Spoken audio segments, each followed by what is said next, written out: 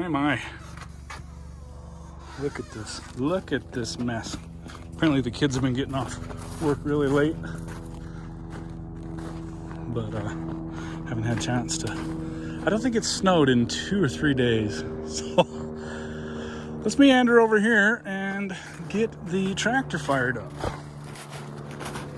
At least there's still paths through the yard from the last time I was here taking care of this. But man, when I was a kid, you know, there was some massive storm here, I think in the winter of 1983 in Utah, where it dumped like 4 to 5 feet of snow in the yards. And I was here at my grandparents' house up in northern Utah near the Idaho border, a little town called Tree Mountain. That's where I got the John Deere tractor. And I remember that. And it's been a long time since we've had snow that deep. This isn't quite that deep, but my hell, dude, this is deep. I'm gonna get a measuring tape and actually measure that, but you can see there's practically no hope for getting the camper out if I needed to haul that thing away somewhere. That thing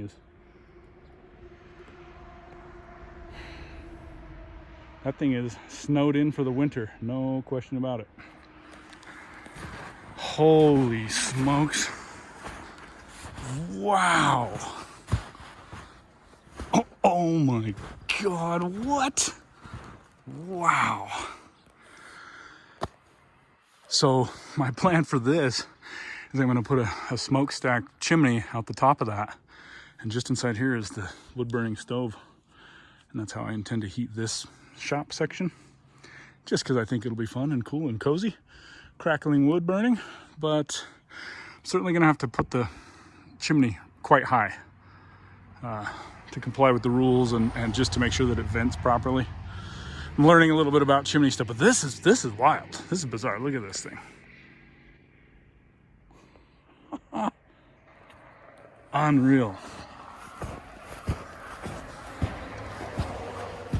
Wow. Okay, so last time I was here, I mean, I had this completely cleared out. So that's 2 to 3 feet right here, all the way out to the road.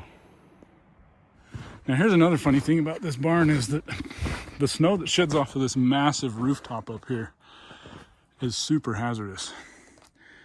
And this looks like the first time it's fully inundated this whole zone here. So I think at this point I'm pretty much done plowing that for the winter. And we'll just have access around out this driveway and over through. Doesn't make sense to keep on plowing that out, but wow, dudes, this is nuts. Nuts.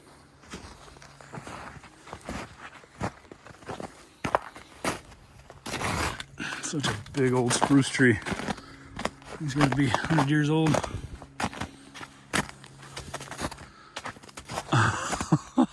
So all this has sloughed off of there and out to here. This is, wow. Yeah, this is knee deep. Just until my boots packed down, it's deeper than that.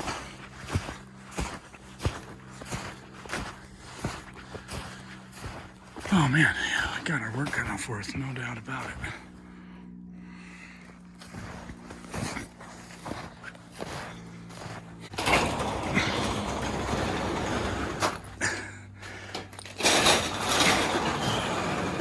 Oh yeah, beautiful. It's quite warm out now, so this is not going to be a cold start for the John Deere.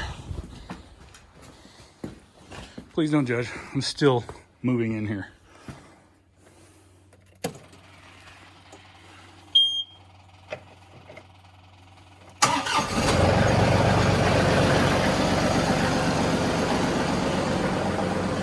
So we'll let that do its thing for a minute. And I really need to grease this thing today before we go to town working it. Let's take a walk around back here.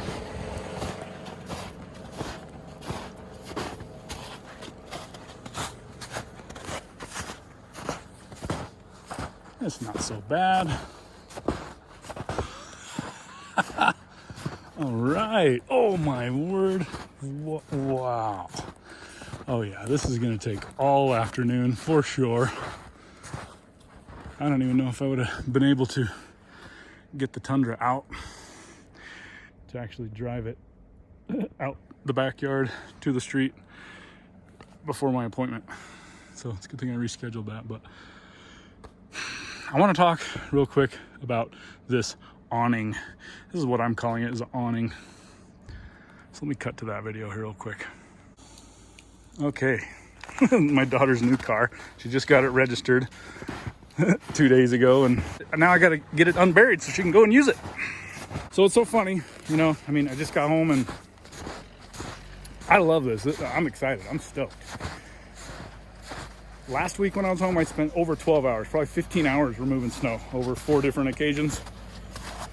I think today, just to get this stuff, I'm gonna be 10 hours or more. I don't know, maybe not that much, but it's gonna be a lot. But the funny thing is, it's like, as excited as I am to get started on doing this, as with every project around here at the farm, you've got 3 or 4 more other projects you gotta start before you can start that project. Case in point, we've got a new tool here we're gonna use. Take a minute to talk about these awesome boots I got. So these are Irish setter boots. I bought these boots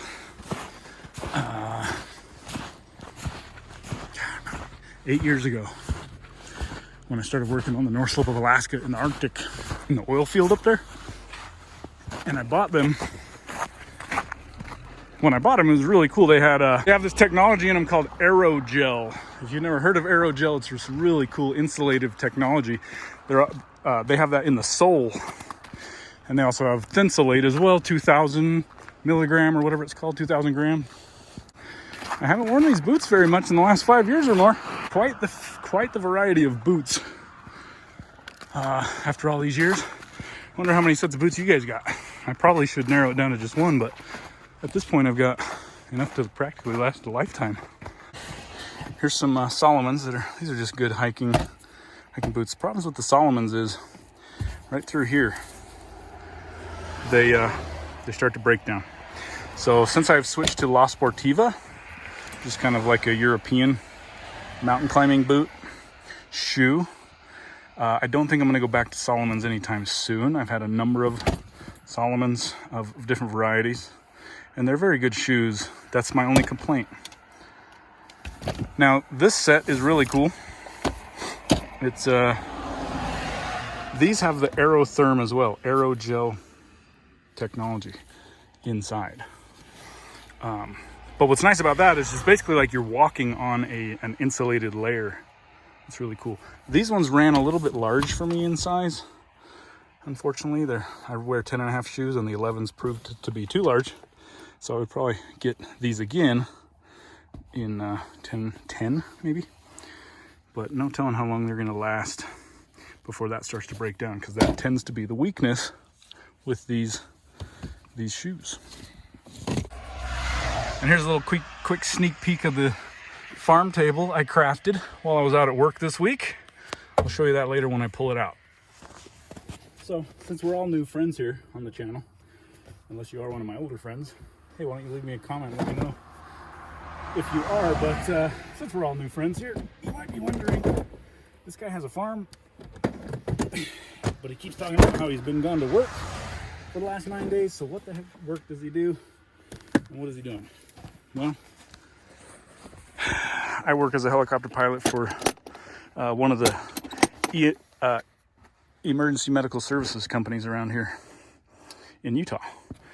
And here, I'll click some links to my other videos over here, one of the two from my other channel, talking about kind of my journey as a heli pilot. But I currently work away from my hometown here while I wait for a position to open here. And I've been at this company over 3 years now, and I'm still waiting for that position to open.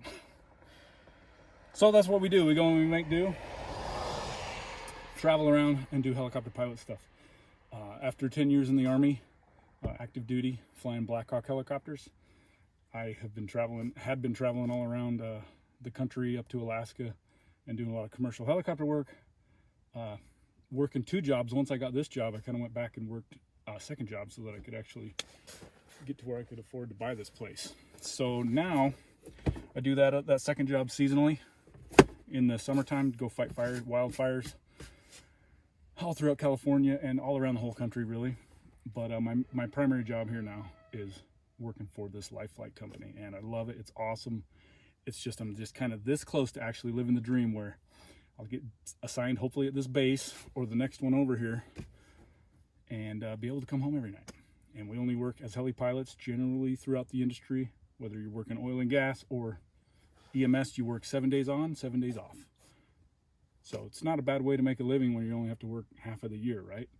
It affords you a lot of opportunities to pick up a lot of overtime shifts, et cetera, but that's kind of why I'm gone half the time and all my shit gets left undone here, and then I have to play catch up.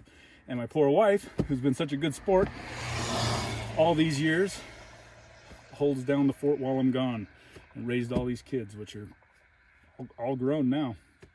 My youngest son, 18 now, graduated high school last year. And we used to just live about 4 miles, about 6 miles, I think, right over that mountain pass. And now we're all converged here, and we've got a nice homestead, and just trying to figure this out in our first year, in our first winter.